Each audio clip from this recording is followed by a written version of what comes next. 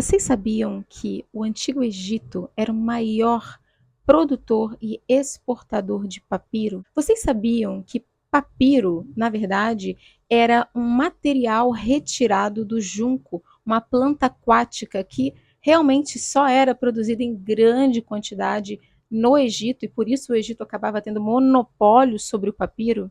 E que o papiro foi o primeiro suspiro de vida do que a gente chama hoje de livro, né? O papel como nós conhecemos para poder escrever. Antes a gente escrevia em pedra, em argila. Então, com o surgir do papel, do papiro, também uma série de outras formas de escrita, inclusive o nosso alfabeto acabou surgindo também. Você sabia que o papiro teve um grande oponente que se chama pergaminho? O rei Ptolomeu, ele queria ter uma biblioteca que tivesse todos os livros do mundo, todo o conhecimento do mundo. E, no entanto, ele começa a rivalizar com outro cara aí que também estava criando uma super biblioteca. E para impedir o crescimento dessa outra biblioteca, ele cria uma série de embargos para o papiro não chegar até esse outro lugar. Então, esse cara que estava ali construindo uma biblioteca tão maravilhosa quanto a de Ptolomeu pergunta-se: como que eu posso fazer para continuar expandindo a minha biblioteca sem precisar do maravilhoso, incrível papiro do Egito? Assim começa toda uma investigação que leva ao pergaminho. Pergaminho que foi criado na cidade de Pérgamo e por isso se torna pergaminho, que na verdade era uma espécie de couraça retirado da pele dos animais. Então, digamos que tanto o papiro quanto o pergaminho eram ofertas da natureza para a tecnologia humana nessa busca por poder deixar sementes para o futuro. Porque, afinal de contas, por que o ser humano fez toda essa busca por escrever, por deixar alguma coisa anotada, seja na parede de uma caverna, seja numa pedra, seja numa tábula de argila, seja em um pergaminho, uma pele de um bicho, né, de um animal, ou numa planta que se torna uma espécie de papel. O ser humano estava ali querendo deixar alguma coisa, algum tipo de informação para a eternidade. Bom, essa fui eu enquanto estava lendo O Infinito em um Junco, da escritora Irene Vallejo. Sabe, sem ninguém perguntar, eu ia lá e dizia: você sabia que o papiro? Você sabia que o pergaminho? Sabia que... Bem, eu posso até acabar me confundindo com algumas informações, porque são muitas informações que a gente vai receber aqui nesse livro, sempre tentando criar para você essa imagem de onde veio a palavra escrita. Para mim, esse livro é muito mais sobre a palavra escrita do que necessariamente só os livros, mas de onde veio a palavra escrita e até onde ela nos levou. Então, é um livro sobre a história da humanidade, principalmente focada ali, obviamente, no Ocidente, e a sua relação, a história com H maiúsculo, com a escrita. Como nós só podemos ter passado como seres humanos porque nós conseguimos inventar uma forma de comunicação e imprimir essa comunicação em um material que possa durar o suficiente para ser reproduzido e reproduzido e reproduzido e chegar hoje aqui na sua mão em 2024. Muito bacana, né? Então, esse é o vídeo de hoje. Hoje a gente vai conversar sobre Infinito em um Junco, da Irene Vallejo. Vamos lá?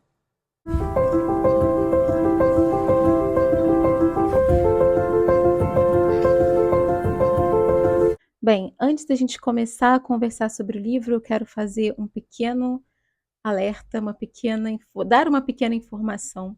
A minha voz não tá legal. Recentemente, aqui, essa semana, eu tive uma faringite super forte, estava rouca, jamais conseguiria gravar esse vídeo.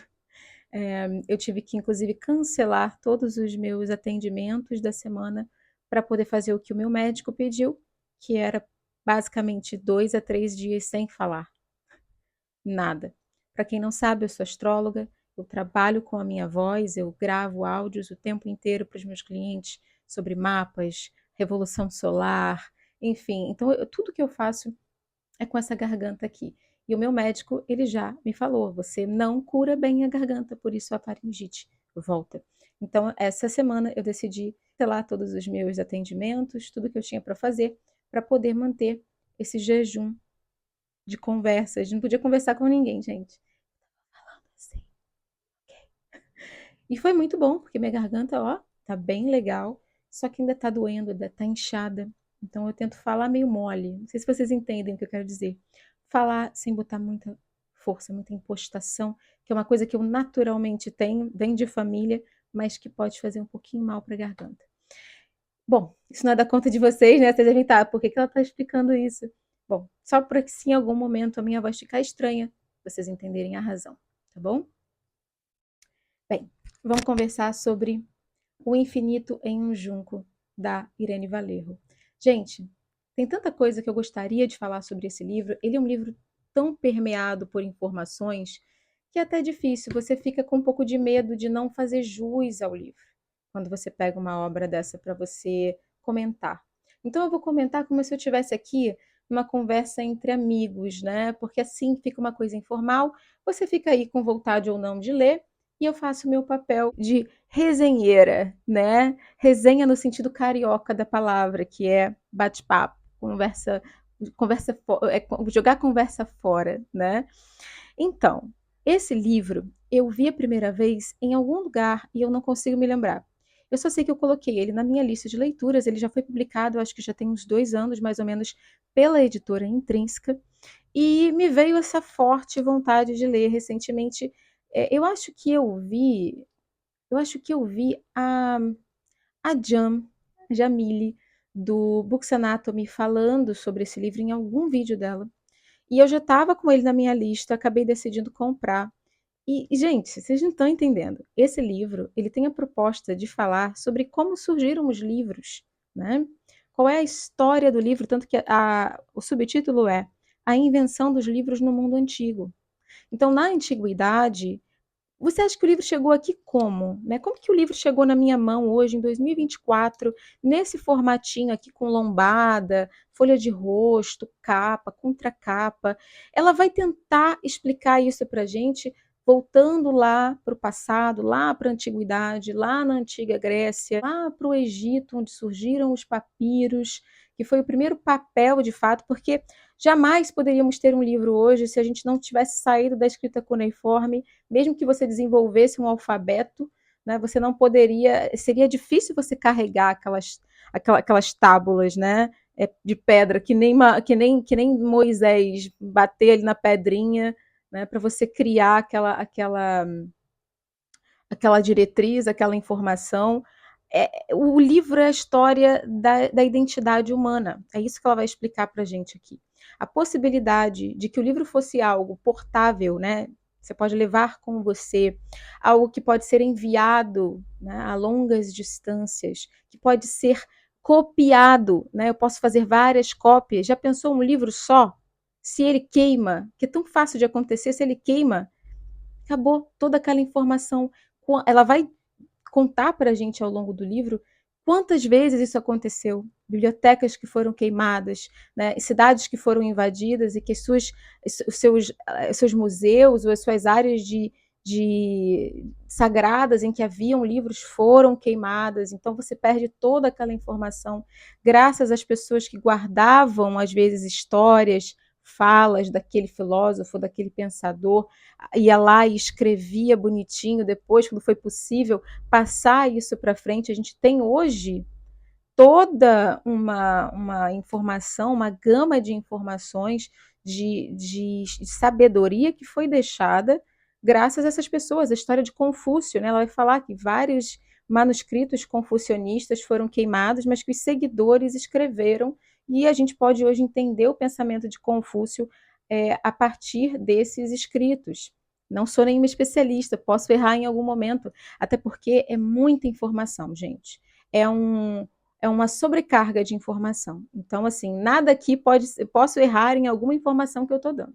Para isso o livro está aí, para isso eu marquei várias coisas para que eu possa reler e conseguir de vez em quando rememorar essa trajetória, na verdade, do papel, da palavra escrita, até a gente chegar no que é um livro para nós hoje. Ela vai falar sobre o que é a palavra, sobre a origem etimológica da palavra livro. Na língua portuguesa, o livro tem uma ligação com livre, com liberdade. Né? É muito bacana todo o trabalho que ela fez.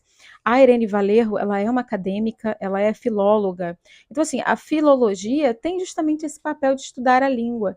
Então, ela é uma acadêmica, ela é uma historiadora, ela é uma viajante, ela vai se colocar nesse livro como uma desbravadora, né? Como alguém que tem esse instinto de saber. Isso é uma coisa que eu acho muito bacana, que eu me identifico até certo ponto, né? Talvez não no mesmo nível que ela, mas no nível Marina. Eu também me sinto como essa pessoa que gosta de aprender, que gosta de estudar, que quer ler um livro desse, que não tem nenhuma função prática na minha vida, saber essas informações, a não ser alimentar esse senso dessa identidade humana, porque ela vai de forma muito poética dizer aqui como os livros nos conectam ao nosso passado e como, por nos conectar ao passado, nos dão poder para viver o futuro. A obra é dividida em duas partes, então, na primeira parte, ela vai focar mais no Egito, um pouco sobre a Grécia, vai falar sobre Homero, vai falar sobre Aristóteles, sobre Platão. Ela vai falar bastante sobre a Biblioteca de Alexandria, que foi a primeira biblioteca. Ela vai contar aqui coisas muito divertidas, curiosidades divertidíssimas, por exemplo, como os cavaleiros que buscavam livros, né? O rei mandava esses cavaleiros, eles irem buscando livros por aí. Já na segunda parte da obra, ela vai focar mais em Roma, né? Depois que a gente tem ali a tomada do Império Romano, ela vai contar como eles copiavam os gregos nesse sentido filosófico, né? Eles sabiam que o grego eles dominaram os gregos, mas eles reconheciam nesse sentido que os gregos eram muito mais avançados que eles em termos de conhecimento, né? De filosofia, de sabedoria. Então, eles queriam meio que. Ela vai até falar que é uma coisa inédita. O povo que invadiu pega a cultura do povo que foi invadido, e não o contrário, nesse sentido de conhecimento, né? Eles sabiam que para criar uma cultura, você precisa ter uma base forte de conhecimento, de texto, de informação. Os textos romanos, na verdade, eles foram criados, segundo ela aqui, por demanda, né? Você tinha que criar uma cultura ali. E vai falar sobre as mulheres romanas, que diferente das mulheres gregas, elas eram orientadas a saber, a estudar. E assim, para mim, a segunda parte é mais fraca. A parte mais interessante desse livro vai até aqui, mais ou menos aqui, que é quando começa a parte sobre o Império Romano. Eu acho que em alguns momentos a autora se repete bastante, ela fala as mesmas coisas, mas assim, não é nada que vai atrapalhar a sua leitura ou que vai diminuir a preciosidade que para mim é esse livro na biblioteca de um leitor de verdade, né? De uma pessoa que ama os livros. Ao mesmo tempo que ela fala sobre o passado, ela faz tours ali pelo presente, pelo passado recente, moderno. Ela vai falar sobre obras escritas no último século. Enfim, ela não fica só no passado. Não é um livro de história, tá? Ela não é uma obra linear. Quem espera isso vai se decepcionar. Ela volta, ela vai no passado, ela volta para o passado, aí ela vem no futuro, né, no nosso presente. Ela fala sobre escritores mais modernos, sobre Ítalo Calvino, Jorge Luiz Borges me parece ser um autor que ela, como espanhola, gosta muito. Ela vai falar também sobre Ray Bradbury, quando ela comenta sobre a perseguição aos livros, a perseguição ao conhecimento que estava contido nos livros, que é algo que você vai ver ciclicamente acontecer na história da humanidade, né? Vamos queimar livros, porque a informação que tem neles é muito poderosa. Então, em Fahrenheit 451, o Ray Bradbury vai fazer uma distopia em que os livros tinham que ser queimados, era proibido ler.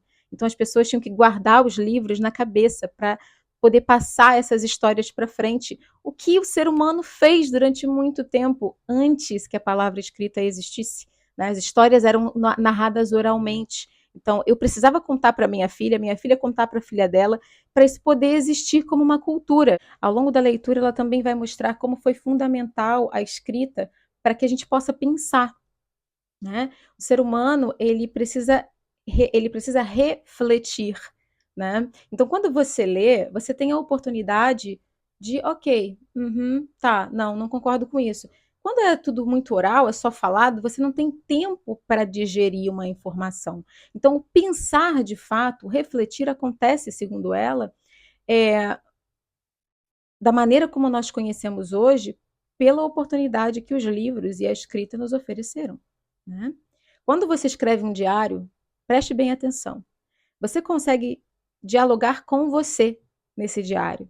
Isso é uma coisa que você não tem como fazer se você não escrever. Assim como um escritor dialoga com o leitor enquanto você faz a leitura. Ela vai usar a segunda pessoa e dizer você várias vezes na leitura, para dar essa sensação de que é uma troca íntima. Inclusive, uma outra informação muito curiosa que ela vai dar aqui é que as pessoas antigamente não tinham o hábito de ler livros em silêncio. A leitura era feita em voz alta, né? Então ela vai até citar Agostinho e diz que em Confissões Santo Agostinho vai comentar que um dos padres ele lia quietamente, ele lia só para ele, como nós fazemos hoje, e ele achava aquilo interessante, né? Porque não havia essa ideia. A leitura era uma espécie de conversa, né? Então, de maneiras muito interessantes, o livro também ele inaugura a individualidade, esse senso de eu sozinha, eu com um livro. Isso é tão ok pra gente, isso é lugar comum para uma pessoa do século XXI, mas não para alguém do século XIV. Né? Então é muito interessante, gente. É claro que é informação demais, você nem tem que passar por nenhuma prova para responder tudo o que ela conta aqui. É mais uma leitura para ser curiosa, gostosa, né? Você descobrir coisas que você não sabia. É, eu acho que o livro poderia ter imagens, eu acho que carece de imagens esse livro. Por exemplo, o processo como o papiro é feito. Eu fui catar no YouTube, né? Como que é um junco de verdade? Não, bicho, gente, a planta é desse tamanho. É maior que eu aquela planta. Enfim, então assim, poderia ter imagens, o pergaminho é feito de pele de cabra. Tá, como é que. Claro, não quero ver ninguém fazer isso, mas eu gostaria de ver como que é um pergaminho, como era um pergaminho, sabe? Eu acho que faltou um pouquinho disso aqui. Desenhos sobre como, talvez um mapa, sabe? Para a gente entender essa geografia da antiguidade. Enfim, mas de forma geral, eu gostei muito do livro. Acho a leitura fundamental, principalmente para quem é um leitor, sabe? Você ter na sua biblioteca, você ler esse livro. Eu quero voltar a esse livro de vez em quando para rememorar algumas informações.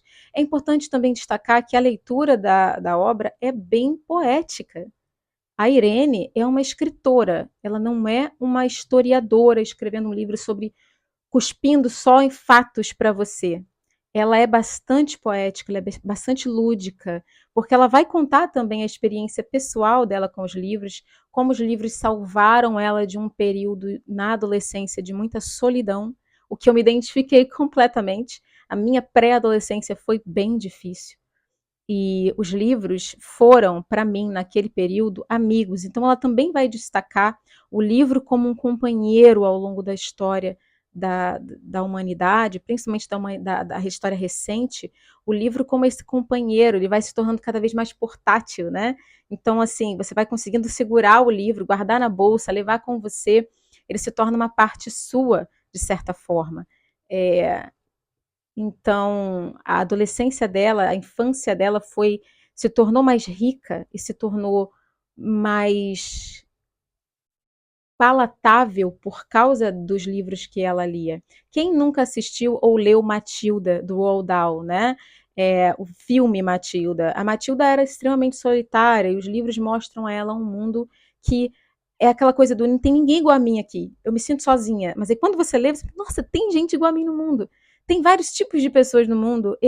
A vida é mais do que esse momento que eu estou vivendo aqui. Eu acho que isso é uma coisa que os livros trazem de forma lúdica para nós leitores.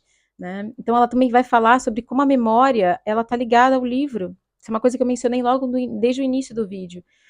A nossa memória ela está totalmente conectada ao que a gente lê. A astrologia, o papel da astrologia, gente, eu sou astróloga.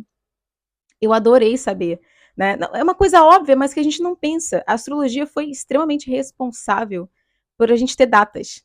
Como tudo, na Idade Média, por exemplo, você tinha que olhar o mapa, você tinha que anotar o dia, a hora que o rei nasceu, o dia, a hora que tal fato aconteceu, ou que o rei morreu. Sabe? É muito, muito legal. Tudo que eu aprendi aqui, eu acho que eu só consegui reter 5%, mas eu vou ler novamente e eu vou poder ter essa experiência novamente e rememorar. Isso é o maravilhoso dos livros.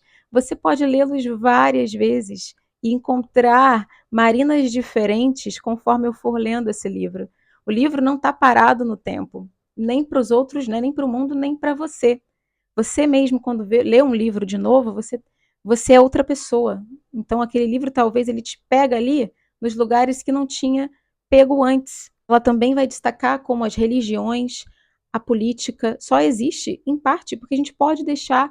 A democracia é uma herança dos livros. A religião cristã, a religião islâmica, a religião judaica, foram heranças que só puderam ser construídas em base dos textos que foram deixados. Né? Então, gente, que leitura fascinante. Volto a dizer, não é perfeito, falta imagem, eu até anotei aqui no meu caderno, falta imagem, falta uma ilustração melhor aqui, é meio repetitivo, mas é maravilhoso. E é uma experiência sensorial bem gostosa, porque a editora Intrínseca fez um trabalho bem bacana com a obra. Eu só não colocaria tão clara o papel, porque vai sujando conforme você vai pegando. Então, não sei, talvez uma capa um pouquinho mais escura fosse o ideal aqui, mas eu amei aqui os dois juncos, né? É muito legal, gente. Muito bem feito. Uma experiência muito bacana de leitura. Eu acho que para qualquer leitor do século XXI, que tem os livros como algo ou chato, você pode ser aquela pessoa que não gosta de ler, ou como algo que você gosta de ler, mas tipo, o livro é um livro, né? O livro não é tão importante assim como algo, né, material que você segura na sua mão. O livro é qualquer coisa.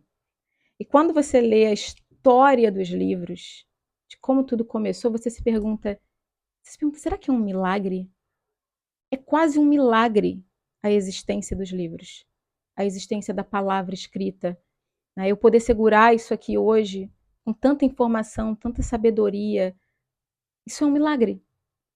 E é um milagre que a gente pode deixar como herança, porque os livros existem. Né? E devemos ser profundamente agradecidos a essas pessoas que não têm nome, que foram tão importantes. Algumas têm nomes, outras não têm, que preservaram livros, que criaram o papel, mesmo que aquela figura histórica não seja algo maravilhoso na vida pessoal dela, esteve envolvida de alguma forma com hoje o livro está na sua mão. Então nós temos que ser profundamente gratos ao passado e guardar todo esse amor para as gerações futuras. Eu diria que o livro é uma herança mágica das gerações passadas para nós e que nós devemos, de fato, deixar essa magia para os futuros leitores. É isso, meus amores. Eu espero que vocês tenham gostado do vídeo. Eu vou deixar o link para o livro O Infinito em um Junco aqui abaixo. Caso você queira comprar, adquirir, você vai estar me ajudando, porque eu sou associada da Amazon. Então, comprando pelo link, eu recebo uma comissão. De qualquer forma, é uma leitura muito bacana, principalmente para os curiosos e para os leitores apaixonados. Um beijo, a gente se vê no próximo vídeo.